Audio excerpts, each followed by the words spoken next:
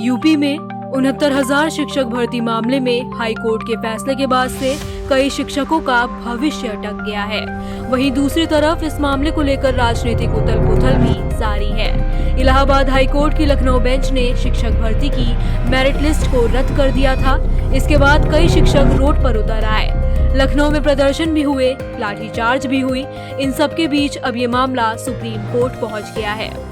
दरअसल यूपी में 69,000 सहायक शिक्षक भर्ती आरक्षण घोटाला का विवाद थमने का नाम नहीं ले रहा है। हाई कोर्ट डबल बेंच के आदेश को रोकने के लिए अचयनित जनरल वर्ग के अभ्यर्थियों ने अब सुप्रीम कोर्ट का रुख किया है। सरकार से भर्ती की मूल चयन सूची न बनाने की मांग की है।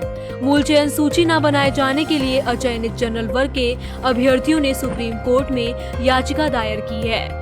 हाई कोर्ट डबल बेंच के आदेश के बाद सरकार यदि मूल चयन सूची बनाती है तो 19,000 गलत तरह से लगाए गए शिक्षक इस भर्ती की सूची से बाहर होंगे।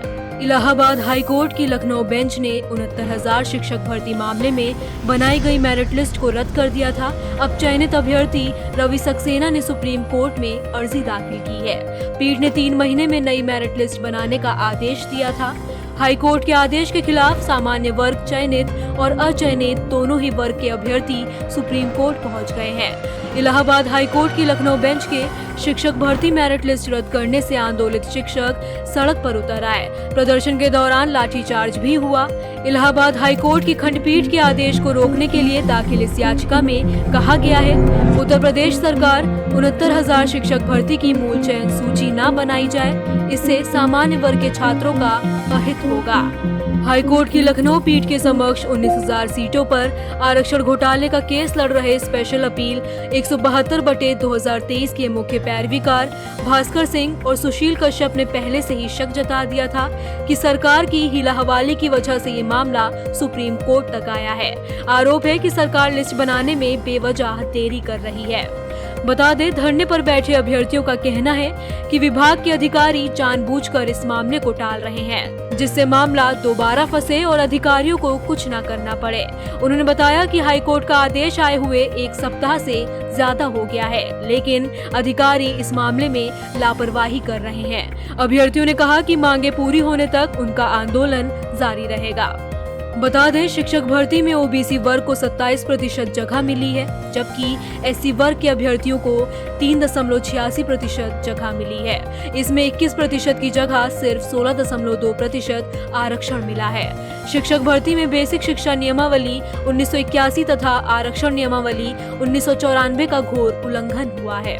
सरकार ने इस भर्ती में 19,000 सीटों पर आरक्षण का घोटाला करके इस भर्ती में ऐसे 19,000 अभ्यर्थियों का चयन कर लिया है जिन्हें इस भर्ती प्रक्रिया में होना ही नहीं चाहिए था। जिन ओबीसी एससी के अभ्यर्थियों को इस भर्ती प्रक्रिया में शामिल होना चाहिए था, वे पिछले 4 साल से न्याय के लिए धरना प्रदर्शन करते हुए नेताओं के यहाँ जाकर न्याय की गुहार लगा रहे हैं। मंत्रियों के जनता दरबार में प्रार्थना पत्र देने, मंत्री, विधायक, सांसद आदि से मिलकर न्याय पाने की हर जुगत लगा चुके हैं, लेकिन कोई फायदा नहीं हुआ। इस मामले में उत्तर प्रदेश की योगी आदित्यनाथ सरकार ने फैसला किया था कि वो इलाहाबाद हाई कोर्ट के फैसले के खिलाफ सुप्रीम कोर्ट में अपील नहीं करेगी। 19 अगस्त को सीएम योगी ने अपने आवास पर बेसिक शिक्षक विभाग के साथ एक बैठक आयोजित की थी। इस बैठक में सीएम योगी ने कहा था कि हमारी सरकार का स्पष्ट मत है कि संविधान की ओर से दी गई आरक्षण की सुविधा का फायदा आरक्षित श्रेणी के अभ्यर्थियों को मिलना ही चाहिए। इसके साथ ही उन्होंने ये भी कहा कि किसी भी अभ्यर्थियों के साथ अन्याय नहीं होना चाहिए।